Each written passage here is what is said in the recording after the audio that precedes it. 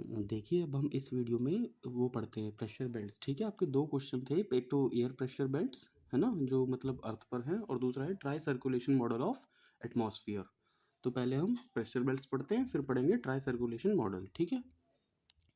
Pressure belt पढ़ने से पहले आपको ये पता होना चाहिए प्रेशर ग्रेडियंट क्या होता है। ठीक है, लाइन बाय लाइन चलते हैं। उच्च वायुदाब से निम्न वायुदाब के अंतर को, या उच्च वायुदाब से निम्न वायुदाब की ओर ढाल को वायुदाब प्रवणता कहते हैं। ठीक है। हाई प्रेशर से, पेन की निप पर थोड़ा ध्यान रखना आप, तो इजीली ये चीज़ें समझ पाओगे। ठीक है। पढ़ने के लिए तो आपके पास ये नोट्स हैं, लेकिन थोड़ा सा फॉलो कीजिएगा निप को। ये हाई प्रेशर है। ठीक है, कोई भी जगह है ये अर्थ पर, उस पर हाई प्रेशर है। ये लो प्रेशर है। ठीक है। अब जरूरी नहीं है कि देखो यहाँ पे ढलान ऐसे बन रहा है तो लो प्रेशर नीचे ही होता है। लो प्रेशर ऊपर भी हो सकता है, हाई प्रेशर नीचे है, तो ये ढलान तब भी बन रहा है ना। या तो ऐसा स्लोप बने, जिसपे देखो मैंने एरो लगाए हुए हैं। ठीक है। तो ये जो स्लोप बनता है, या जो इनके बीच डिफरेंस होता है, हाई प्रेशर लो प्रेशर के बीच जो डिफरेंस होता है इन दोनों के बीच, उसे हम लोग क्या कहते हैं? प्रेशर ग्रेडियंट कहते हैं। ठीक है। दाब प्रवणता वायुदाब की दिशा में परिवर्तन को दर्शाती है, जो सदैव उच्च वायुदाब से निम्न वायुदाब की ओर होता है।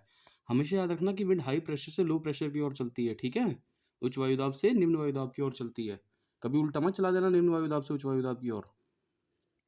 दाब प्रवणता को बैरोमेट्रिक ढाल भी कहते हैं। बैरोमेट्रिक ढाल क्यों कहते हैं? आप जानते हैं हम प्रेशर किससे नापते हैं? एयर प्रेशर जो नापते हैं वो बैरोमीटर से नापते हैं ना। तो एयर प्रेशर के लिए साइंटिफिक वर्ड बैरोमेट्रिक ढाल यूज कर लिया है यहाँ पर उन्होंने। मतलब जिस इंस्ट्रूमेंट से नापते हैं उस इंस्ट्रूमेंट को ही इन्होंने प्रेशर ग्रेडियंट में यूज कर लिया। पास पास स्थित समदाब रेखाएं तीव्र ढाल को या तीव्र दाब प्रवणता को दर्शाती हैं, जबकि दूर दूर स्थित दाब मंद ढाल प्रवणता को दर्शाता है। कहने का मतलब क्या है इसका? ये कहता है आपका कि सपोज आपने देखा ना कि साइक्लोन में, साइक्लोन कैसा होता है? ऐसा होता है आपका साइक्लोन, है ना, इसी तरह होता है ना साइक्लोन आपका। तो जब ये देखिए बहुत पास पास हो ऐसे, जैसे ये अंदर वाला सर्कल ए, बाहर वाला बी, फिर सी, फिर डी, ये A B C D circle सारे पास पास हैं, तो it means high pressure gradient है यहाँ पर। यानी हवाएं तेजी से झपट रही हैं। कहाँ से झपट रही हैं? डी से ए की तरफ, बाहर से अंदर की तरफ तेजी से हवाएं झपट रही हैं। ठीक है, यानी बाहर क्या है? चारों तरफ हाई प्रेशर है और अंदर लो प्रेशर है। तो हाई से लो प्रेशर की और तेजी से जो हवाएं झपट रही हैं, क्यों झपट रही हैं? क्योंकि समदाब रेखाएं, ये जो ए बी सी डी वाले सर्कल हैं, समदाब रेखाएं आपकी, ये बहुत पास पास स्थित होती हैं। ठीक है। और जब ये बहुत दूर दूर स्थित होती है, जैसे मान लीजिए ए वाला सर्कल, ये बी वाला सर्कल, ये सी वाला सर्कल, जब इतनी दूर दूर स्थित होती हैं तो प्रेशर ग्रेडियंट बहुत कम होता है, जिस वजह से हवाएं जो अंदर आती तो हैं, लेकिन वो तेजी से नहीं आ पाती। हाई प्रेशर से अंदर की तरफ, लो प्रेशर की तरफ जब हवाएं आती हैं वो तेजी से नहीं आ पाती, तो प्रेशर ग्रेडियंट लो होता है। ठीक है। तो ये साइक्लोन की कंडीशन होती है दोनों ही। ठीक है, ये स्ट्रॉन्ग साइक्लोन होता है ऊपर वाला, और ये नीचे वाला आपका वीक साइक्लोन होता है। क्लियर? वायु की गति दाब प्रवणता पर निर्भर होती है, अर्थात यदि दाब प्रवणता अधिक है तो वायु की गति भी अधिक होगी। ठीक है। कहने का मतलब है, if pressure gradient is high then the wind velocity is high. Obvious सी बात है, अगर जो किसी चीज में आपका ढलान बहुत ज्यादा है, तो पानी पानी हुआ, कोई भी चीज हुई, तेजी से नीचे गिरेगी। और ढलान बहुत कम हुआ, दाब प्रवणता बहुत कम हुई, तो वो चीज धीरे धीरे गिरेगी। ठीक है, ऐसा आपको ये क्लियर होना चाहिए। अब आते हैं हम लोग बेल्ट्स पर। वायुदाब की पेटियां।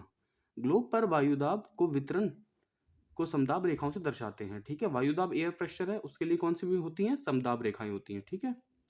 वायुदाब दो प्रकार में विभक्त होता है, उच्च वायुदाब और निम्न वायुदाब। दो ही चीज होती है, एक तो हाई प्रेशर हो सकता है और एक लो प्रेशर हो सकता है, बस।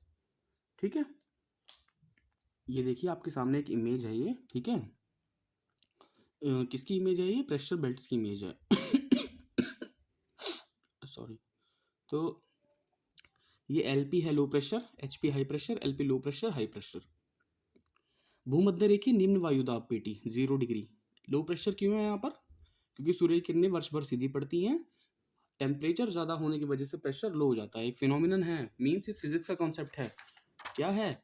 कि where the temperature is high then the pressure is low. If the temperature is high then the pressure is low. ठीक है, ये फिक्स होता है हमेशा हर जगह। तो जहाँ पर सूरज की किरणें सीधी पड़ती हैं, पेन की निप पर ध्यान दीजिए, जहाँ पर ये सूरज की किरणें सीधी पड़ती हैं इस वाली बेल्ट में, तो प्रेशर क्या हो जाएगा? बहुत ज़्यादा लो हो जाएगा, क्योंकि टेम्परेचर बहुत ज़्यादा हाई होता है। ठीक है। अब यहाँ पर हाई प्रेशर क्यों होता है? ठीक है, सूरज की किरणें तो यहाँ भी पड़ती हैं, लेकिन यहाँ पर हाई प्रेशर का वजह क्या होती है, ठीक है, सूरज की किरणें को इफेक्ट नहीं होता, किसका इफेक्ट होता है, वायु के अवतलन का। ठीक है, अवतलन means subsidence of air, layer by layer जो विंड इकट्ठी होती चली जाती है, उस वजह से प्रेशर यहाँ पर हाई होता है। ठीक है, क्यों होगा मैं आगे बताता हूँ आपको, अभी फिलहाल आप इस इमेज को देख के समझ जाइए। ये भूमध्य रेखीय निम्न वायुदाब पेटी, ये उपोष्ण कटिबंधीय उच्च वायुदाब पेटी, ये उपध्रुवीय निम्न वायुदाब पेटी, और ये ध्रुवीय उच्च वायुदाब पेटी। इंग्लिश में बोलेंगे तो equatorial low pressure belt, subtropical high pressure belt, subpolar low pressure belt and polar high pressure belt, same as it is आपका सदर्न उसमें होता है, हेमिस्फीयर में। ठीक है, ये इसको देखना, ये जो मैंने यहाँ पर देखिए, इसे इंडेक्स कहते हैं, जो दो डिब्बे बने ना छोटे छोटे से, इनको इंडेक्स कहते हैं। इंडेक्स में देखिए एक लाइन तो कैसे बना रखी है मैंने, और एक कैसे बना रखी है। तो जो ये वाली लाइन है वो क्या है, ताप जनित है, मीन्स सूरज की किरणों से संबंधित है, और जो ये वाली लाइन वाली पेटियां हैं वो गतिजन्य है, मीन्स वो सूरज की किरणों से संबंधित ना होकर के डायनामिक है। ठीक है, इस इमेज में वापस आइए, तो ये वाली देखिए जो डॉटेड डॉटेड सी हैं, अभी आपने क्या पढ़ा था डॉटेड डॉटेड सी में, अब देखिए थोड़ा इजीली पड़ेगा। डॉटेड डॉटेड से बॉक्स को देखिए, ये है तापजनित, और जो ये जो एरो वाली लाइन है ये है डायनेमिक। यानी एरो वाली लाइन कौन कौन सी हैं, एक तो आपकी उपोष्ण कटिबंधीय उच्च वायुदाब और उपध्रुवीय निम्न वायुदाब पेटी। ठीक है, क्लियर। तो अब हम इसमें एक एक करके पेटियां पढ़ते हैं। सबसे पहले भूमध्य रेखीय निम्न वायुदाब पेटी पढ़ते हैं। इस पेटी का विस्तार इक्वेटर के दोनों ओर 5 डिग्री उत्तर और 5 डिग्री दक्षिण गोलार्ध में होता है। ठीक है, ये तो आपको याद रखना है कौन से कहाँ तक होता है इसका, परंतु यह स्थायी नहीं होती। सूर्य के उत्तरायण एवं दक्षिणायन के कारण इस पेटी का स्थानांतरण होता रहता है। कहने का मतलब ये है कि जैसे ही सूरज उत्तर की तरफ जाएगा तो ये पेटी धीरे धीरे उत्तर की ओर खिसक जाती है। 0 डिग्री पर जो लो प्रेशर बेल्ट है वो सूरज के उत्तरायण जाने पर धीरे धीरे उत्तर की तरफ शिफ्ट हो जाती है, और जैसे ही सूरज दक्षिणायन होता है तो वो धीरे धीरे दक्षिण में शिफ्ट हो जाती है। ठीक है, यह पेटी तापजन्य है ना कि गतिजन्य, क्योंकि भूमध्य रेखा पर सूर्य की किरणें सदैव लंबवत पड़ती हैं, जिस कारण तापमान उच्च रहता है। अधिक तापमान के कारण इस क्षेत्र की वायु गर्म होकर ऊपर उठती है, जिससे निम्न दाब की पेटी का विस्तार होता है। क्लियर, ये आपको क्लियर हुआ। ठीक है, ये तो बहुत सिंपल सी बात है। ज्ञात रहे कि इस पेटी में क्षैतिज पवनें नहीं चलती। क्षैतिज पवनें मीन्स जो लेटरल विंड्स होती हैं। देखो दो तरह की पवनें होती हैं, आप कंफ्यूज मत होइए। मैंने बताया दो तरह की विंड होती है, एक होती है क्षैतिज, एक होती है ऊर्ध्वाधर। इंग्लिश में क्षैतिज को बोलते हैं हॉरिजॉन्टल, और ऊर्ध्वाधर को बोलते हैं वर्टिकल। ठीक है, तो आपने क्या पढ़ा कि इस पेटी में क्षैतिज पवनें नहीं चलती, क्योंकि वे गर्म होकर ऊपर उठती रहती हैं। इस प्रकार इस कटिबंध में ऊर्ध्वाधर वायु धाराएं पाई जाती हैं। कहने का मतलब क्या है, यह है कि हम लोग अगर जो 0 डिग्री वाली बेल्ट की बात कर रहे हैं, सपोज कीजिए ये जो 0 डिग्री वाली बेल्ट है, ठीक है, इतनी इतनी ये 0 डिग्री है, इसमें जो है वो पवनें क्षैतिज मीन्स लिटरल, हॉरिजॉन्टली नहीं चलती।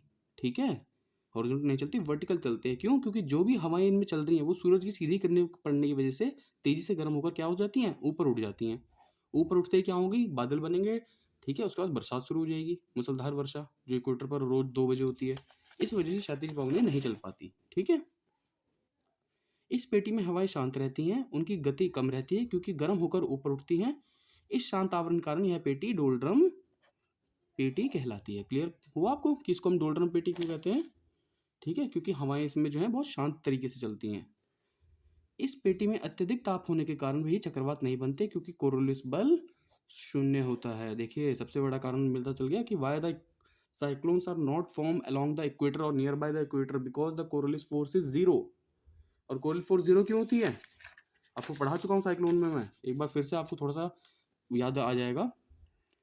Coriolis force is directly proportional to the angle of latitude. Coriolis बल अक्षांश के कोण के सीधे समानुपात होता है, हिंदी में ये कहेंगे इसको, इंग्लिश में पढ़ोगे तो ज़्यादा आसान पड़ेगा। Coriolis force is directly proportional to the angle of latitude. Angle of latitude क्या बना आपका, यही है अर्थ आपकी, सपोज कीजिए अर्थ ऐसी है आपकी, ये 0 डिग्री हो गया और ये आपका 90 डिग्री हो गया। तो कोरियोलिस फोर्स जो होती है वो एंगल ऑफ लेटिट्यूड के डायरेक्टली प्रोपोर्शनल होती है। एंगल ऑफ लेटिट्यूड क्या हो, यही होते हैं आपकी लेटिट्यूड जो मैं बना रहा हूँ। तो यहाँ पर 0 डिग्री, यहाँ पर 30 डिग्री, यहाँ पर 60 डिग्री, यहाँ पर 90 डिग्री। तो एंगल ऑफ लेटिट्यूड 0 डिग्री पर तो 0 ही होगी ना, जो भी चीज़ होगी 0 डिग्री पर 0 होगी, इसलिए यहाँ पर कोरियोलिस फोर्स 0 होती है। और सबसे हाई कहाँ पर होगी, 90 डिग्री पर।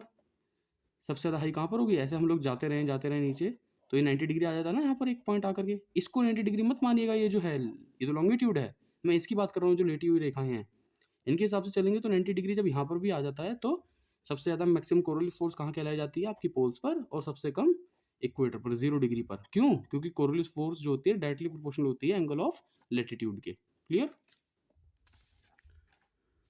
अब हम बात करते हैं उपोष्ण कटिबंधीय उच्च वायुदाब पेटी की। ठीक है, ये अभी ना थोड़ा सा ज़्यादा बड़ी वीडियो बन जाएगी, मैं इसको नेक्स्ट वीडियो से स्टार्ट करता हूँ। ठीक है, तो आप फिलहाल इतना आप अच्छे से समझ गए होंगे, इसको आप अच्छे से दोबारा पढ़िएगा।